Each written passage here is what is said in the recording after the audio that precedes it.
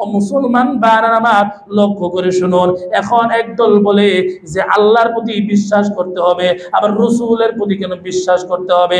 রসুলের প্রতি বিশ্বাস আনতে হবে, ঈমান আনতে হবে। এটা কার কথা? আল্লাহর কথা। আল্লাহ জানাইয়া দিয়েছেন আমিনু বিল্লাহি ওয়া রাসূলিহি, আল্লাহর প্রতি ঈমান আনো, আল্লাহ রাসূলের প্রতি ঈমান আনো। তাহলে আমরা যে ঈমান আনি রাসূলের প্রতি, কার নির্দেশে? আল্লাহর নির্দেশে। ও মুসলমান, আল্লাহ রাব্বুল আলামিন আমরা নবীজিকে ভালোবাসি, বলেন না কার হুকুমে? আল্লাহর হুকুমে। আল্লাহ বলে দিয়েছেন কুল ইন কুনতুম তুহিব্বুনাল্লাহ ফাত্তাবিউনি ইউহিব্বুকুমুল্লাহ। ও নবী, আপনি জানাইয়া দেন, বলে দেন, যদি তোমরা আল্লাহকে ভালোবাসতে চাও তাহলে আমি নবীকে ভালোবাসো, আল্লাহ তোমাদেরকে ভালোবাসবে। তাহলে নবীজিকে যে ভালোবাসি, বলেন না কার হুকুমে? আল্লাহর হুকুমে।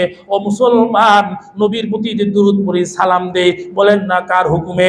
আল্লাহ বলছেন ইয়া আইয়ুহাল্লাযীনা আমানু সাল্লু আলাইহি ওয়া সাল্লিমু তাসলিমা। হে ঈমানদারগণ, তোমরা নবী মুহাম্মদুর রাসূলুল্লাহর প্রতি দুরূদ পড়ো, যথাযথভাবে তাকে সালাম দাও। তাহলে আমরা নবীর প্রতি দুরূদ পড়ি, সালাম দেই, এটা কার হুকুমে? আল্লাহর হুকুমে। মুসলমান আমার এখন লক্ষ্য করুন, আমরা নবীজির সুন্নাত মানি, নবীজির আদেশ নিষেধ মানি, বলেন না এটা কার হুকুমে? মুসলমান ভাই আমার লক্ষ্য করুন, আমাদের সমাজে একদল আছে, তারা আমাদেরকে বুঝাইতে চায়, বলতে চায় সুন্নাত, আল্লাহর সুন্নাত মানতে হবে, রাসূলের সুন্নাত মানা যাবে না। কোরআনের মধ্যে আল্লাহ কয়েক জায়গায় সুন্নাত আল্লাহ বলছেন, আল্লাহর সুন্নাত বলছেন। সুন্নাত শব্দের অর্থ হইল নিয়ম রীতি। একদল বলতে চায় সুন্নাত মানবো, নিয়ম রীতি মানবো, একমাত্র আল্লাহ, অন্য কারোর নিয়ম নীতি মানা যাবে না। মুসলমান ভাইরা আমার তাদেরকে বলতে চাই, ও মুসলমান, আমরা যে নবীর সুন্নাত, সুন্নাত শব্দের আরেক অর্থ হলো হাদিস, আমরা যে নবীর সুন্নাত, নবীর হাদিস মানি, বলেন না এটা কার হুকুমে? আল্লাহর হুকুমে। আল্লাহ বলেছেন মা আতাকুম রাসূলু ফাখুযু ওয়া মা নাহাকুম আনহু ফান্তাহু। রাসূল যা তোমাদেরকে আদেশ করে তা তোমরা গ্রহণ করে নাও, যা নিষেধ করে তা থেকে তোমরা বিরত থাকো। তাহলে মুসলমান, আমরা রাসূলের সুন্নাত যে মানি, এটা কার হুকুমে? আল্লাহর হুকুমে।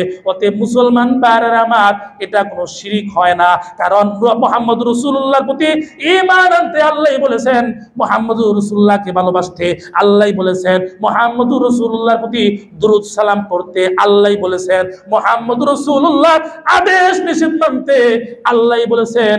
অতএব আমরা আল্লাহর হুকুম মেনে মুহাম্মদুর রাসূলুল্লাহর প্রতি ঈমান আনি। জোরে কোন ঠিক কিনা?